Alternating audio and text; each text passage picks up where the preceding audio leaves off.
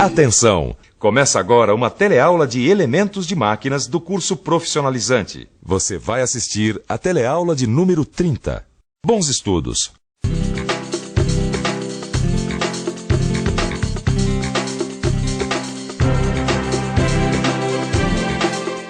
Sabe que todo esse pessoal está estudando aqui na escola do Senai?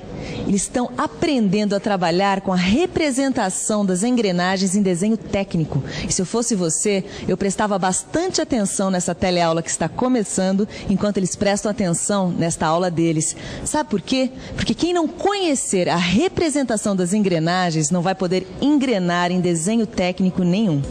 Você vai aprender nesta teleaula de elementos de máquinas como se faz a representação das engrenagens em desenho técnico. Você vai conferir como é feita a representação dos dentes, o desenho de pares de engrenagens e ainda vai ficar por dentro das características das engrenagens. E aí, pronto para mergulhar no desenho das engrenagens? Opa, acho que estou atrapalhando. Melhor eu ir indo para começar a aula. E aí, vamos nessa? Enquanto o pessoal fica ali no desenho mecânico, você fica aí no desenho eletrônico da televisão.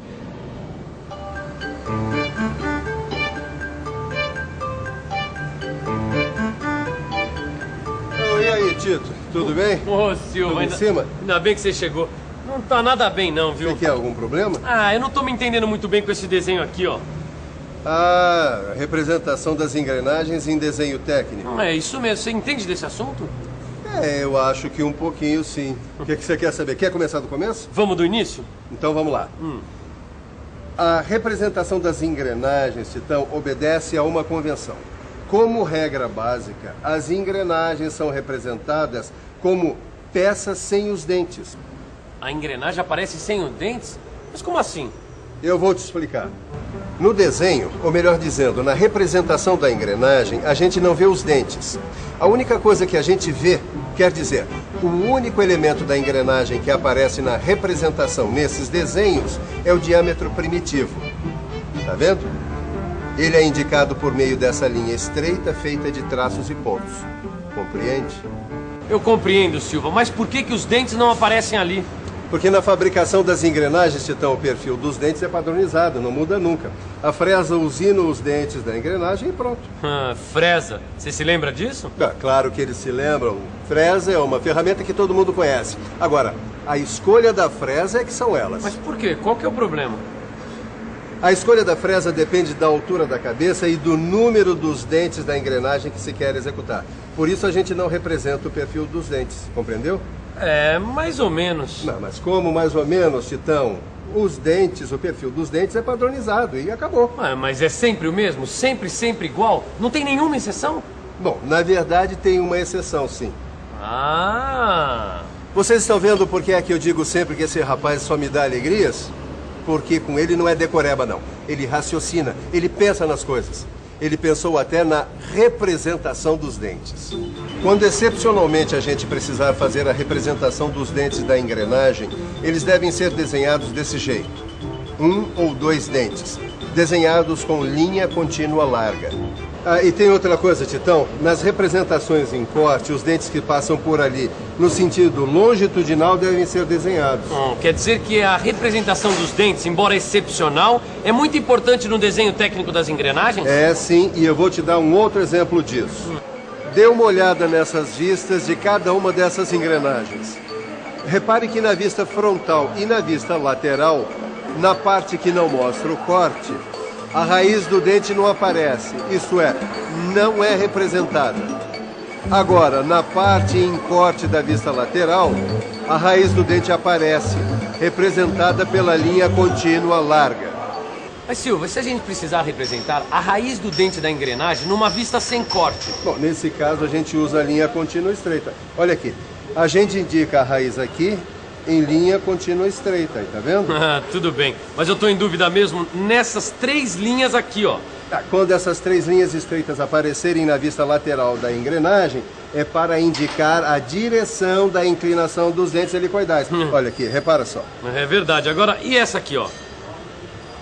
Nessa engrenagem cilíndrica, a inclinação helicoidal é à direita. Nessa outra, a engrenagem cilíndrica, a helicoidal, é à esquerda. E nessa engrenagem helicoidal côncava é em espiral. Pô, demais, hein, Silva? É, mas você ainda não viu nada, Tito. Agora vai pintar outra representação. E aí você vai ver como é que fica o desenho de pares de engrenagens. Confira. É, que vale a pena. Você está vendo o desenho de um par de engrenagens. A engrenagem helicoidal côncava e a rosca sem fim. Repare que todas as linhas convencionadas estão aí, direitinho representadas. Isso porque as mesmas regras de representação que você viu até aqui valem também para os pares de engrenagens, assim como valem também para as representações em desenhos de conjunto. Confira agora como fica a representação do engrenamento de duas engrenagens cilíndricas. Veja, no engrenamento de duas engrenagens cilíndricas de dentes helicoidais, o sentido do dente de uma deve ser à direita, enquanto da outra deve ser à esquerda. Agora acontece o seguinte, esses engrenamentos que você viu aí acontecem no mesmo plano. Portanto, nenhuma engrenagem está escondendo a outra.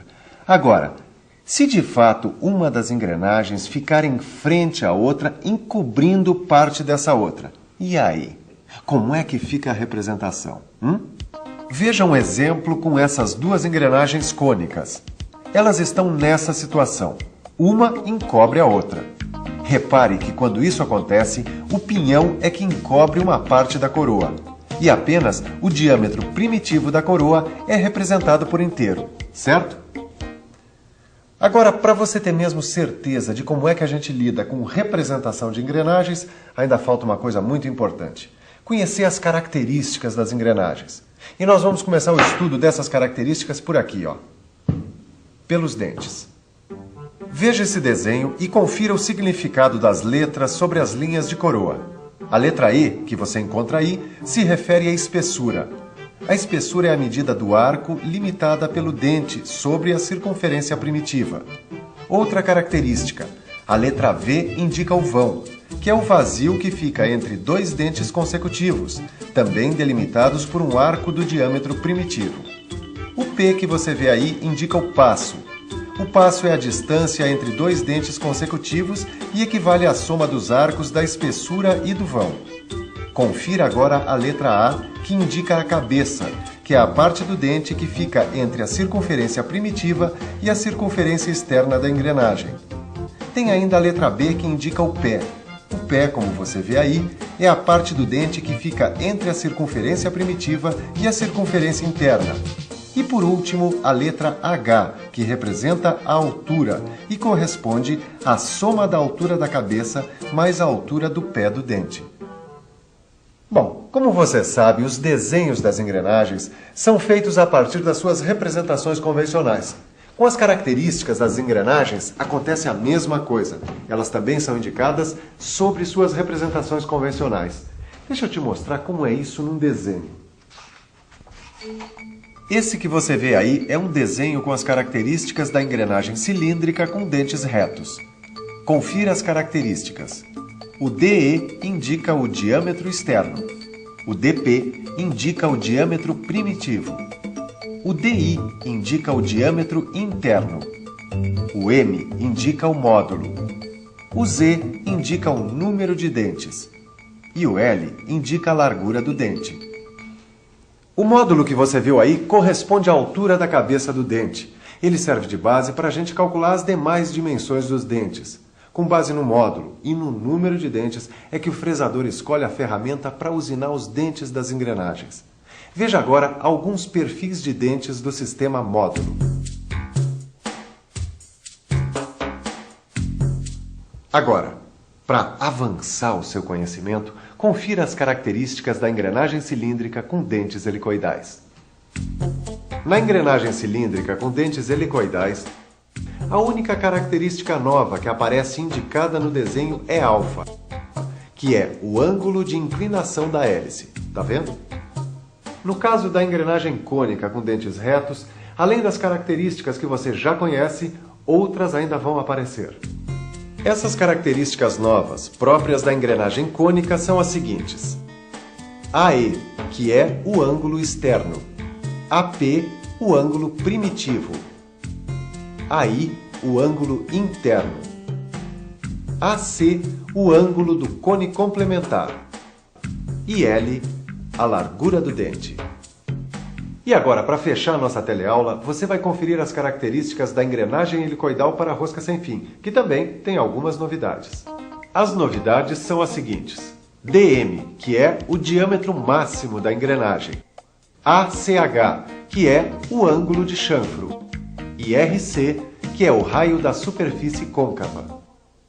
Bem, agora você já tem as informações necessárias para lidar com a representação de engrenagens em desenho técnico.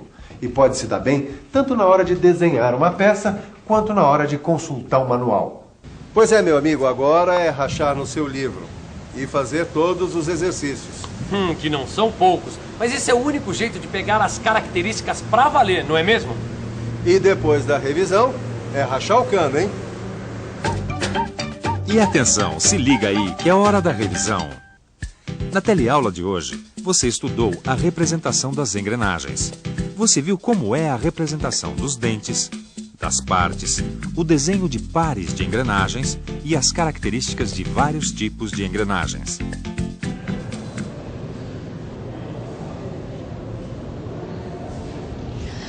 Viu só? Enquanto o pessoal rachava aqui na escola do Senai, você rachava aí na telinha da televisão. Mas agora, tanto você quanto eles vão ter que pegar o livro de estudos e tirar todas as dúvidas em